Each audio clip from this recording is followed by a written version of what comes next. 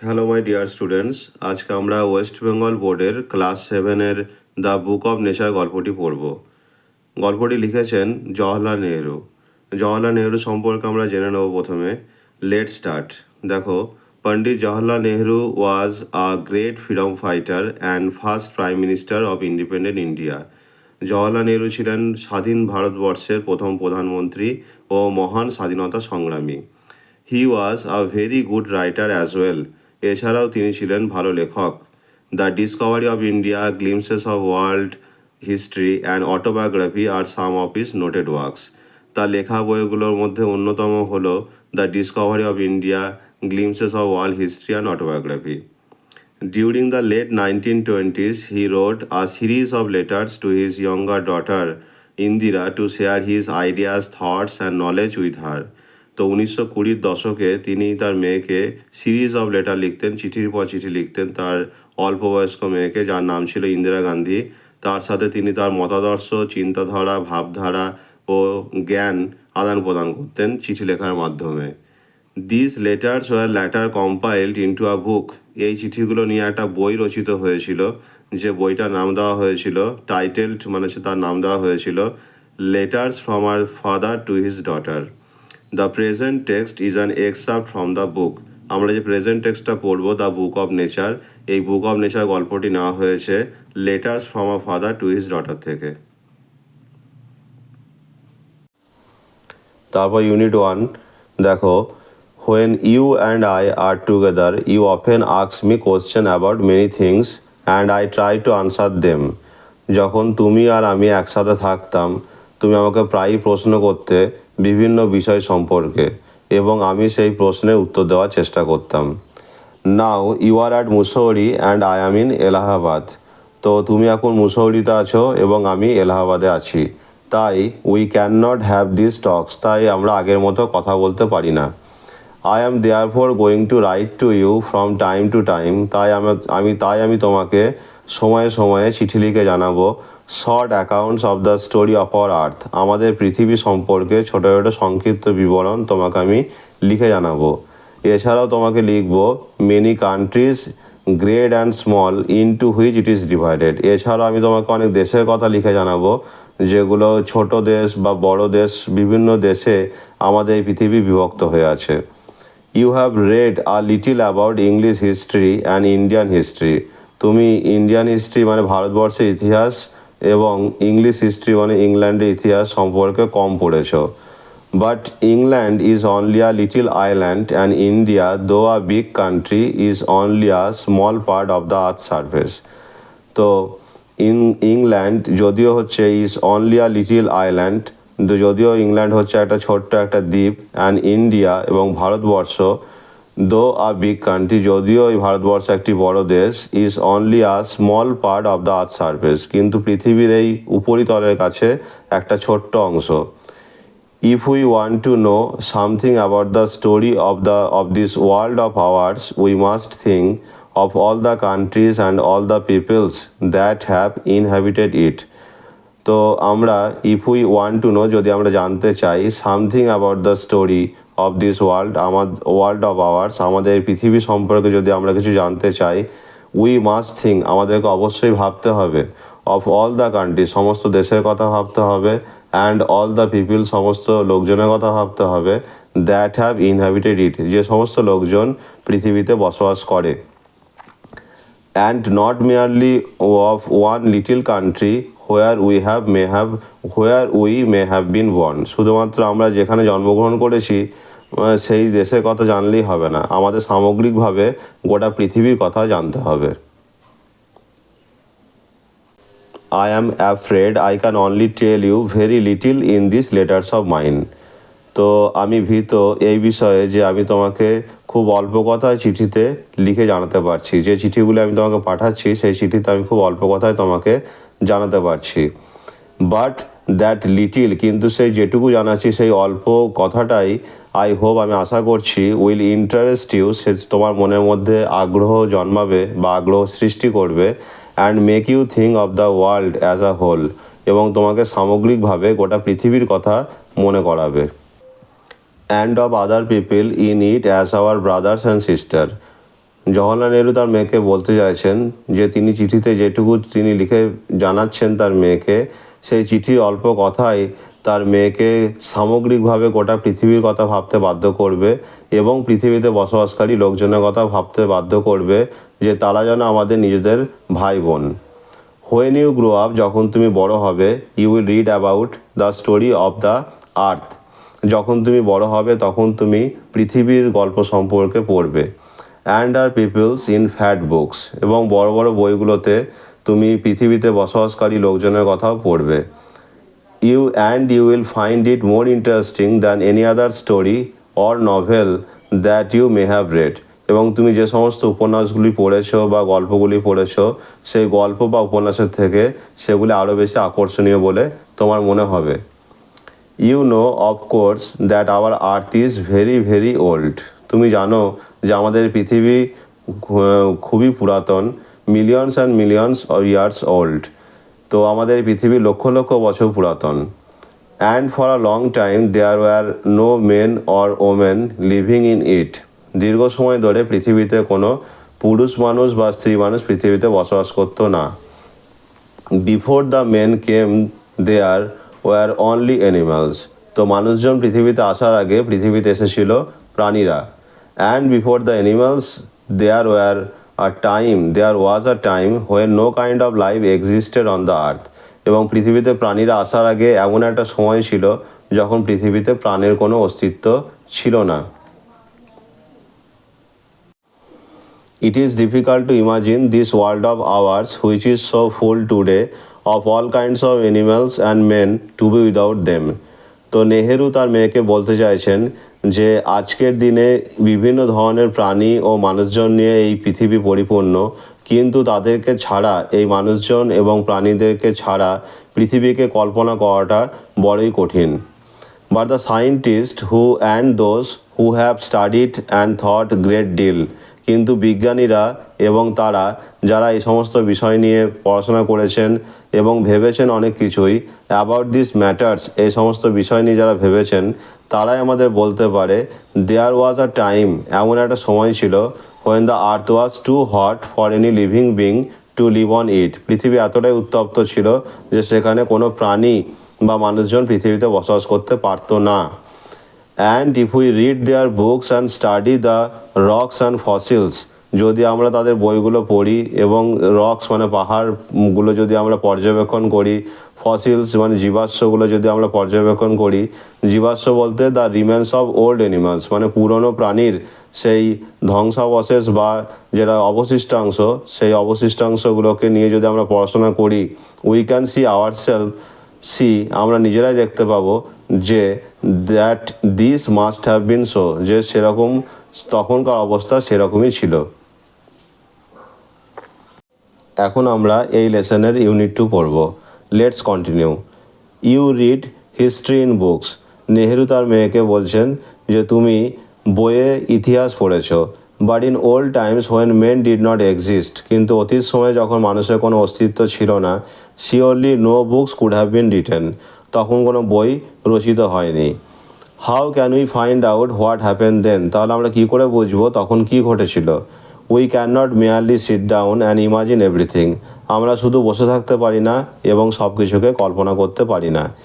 This would be very interesting for we could imagine anything we wanted to, বলছে এটা আমাদের ক্ষেত্রে খুব আকর্ষণীয় হবে কারণ আমরা যেগুলো কল্পনা করতে চাই সেগুলো আমরা কল্পনা করতে পারি।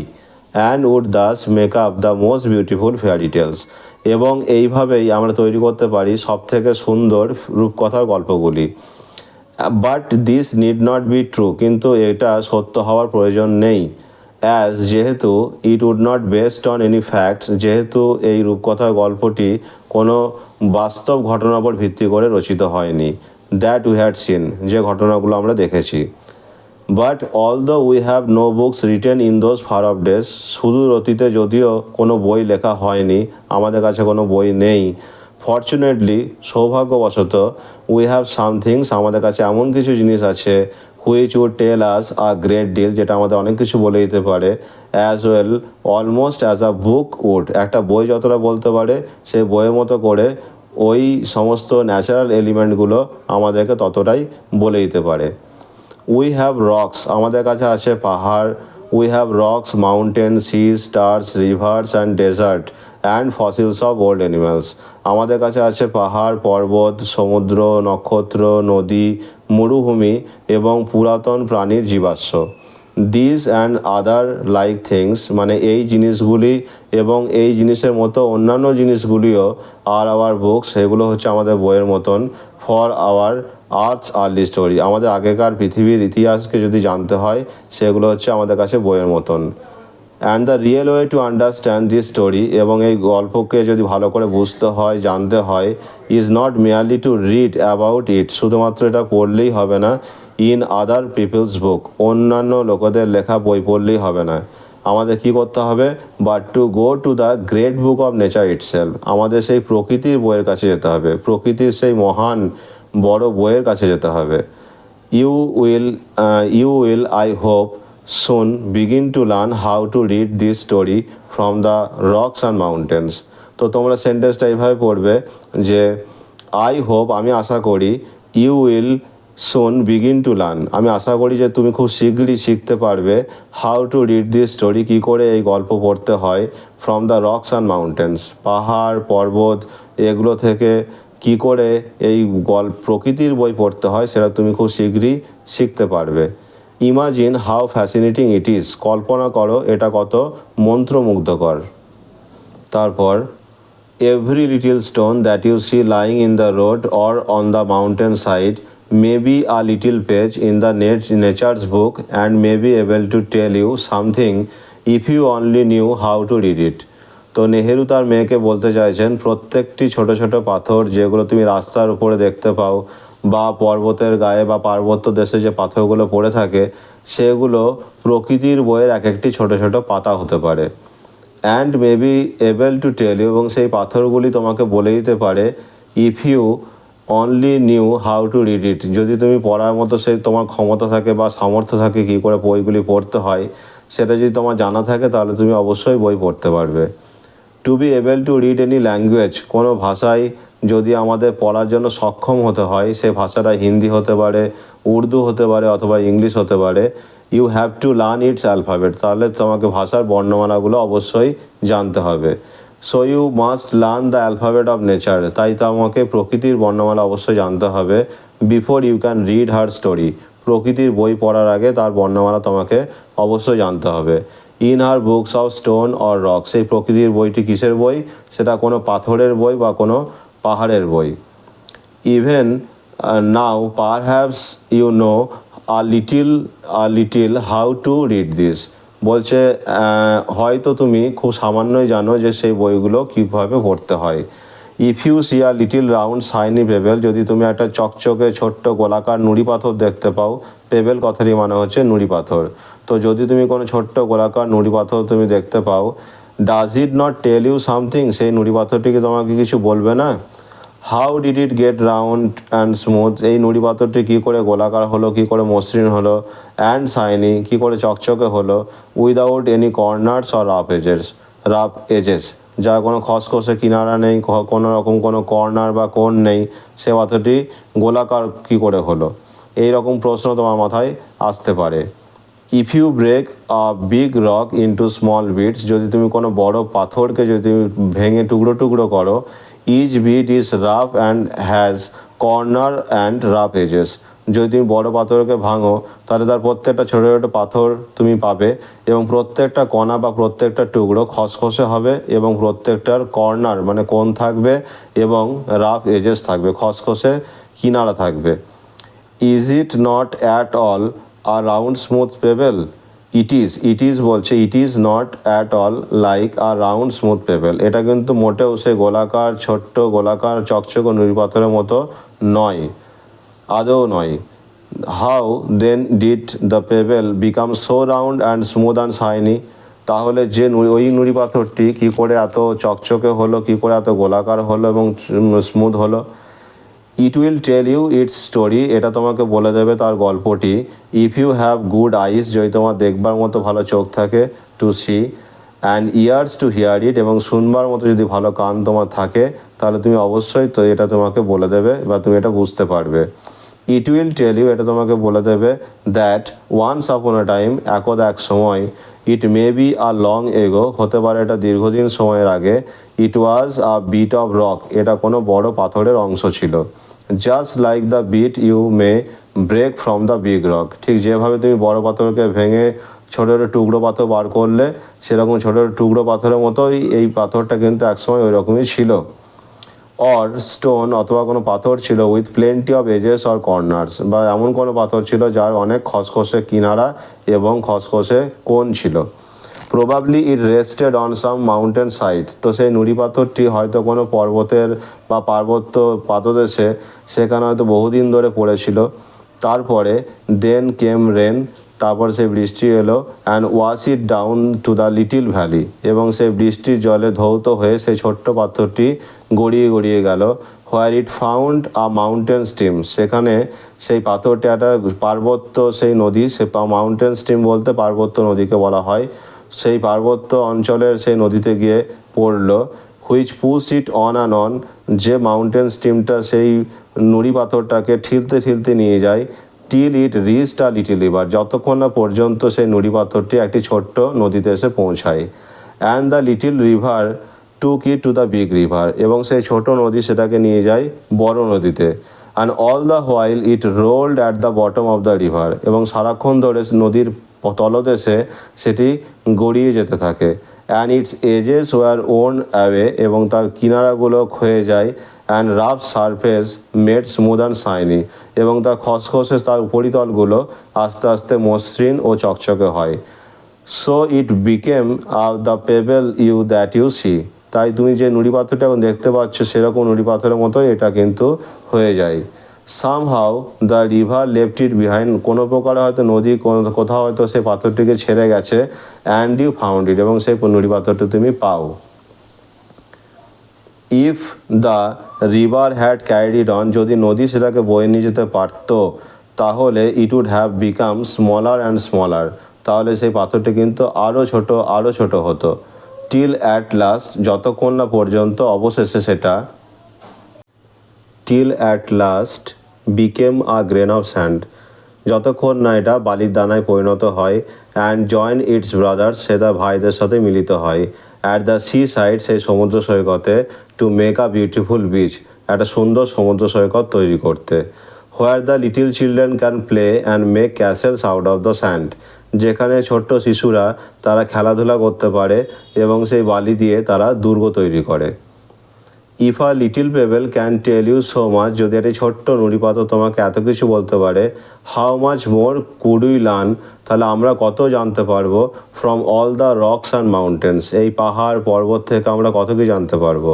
And many other things that we see around us, এবং আরও অন্যান্য কত কি জিনিস আমরা জানতে পারবো যে জিনিসগুলি আমাদের চারপাশে আমরা দেখি।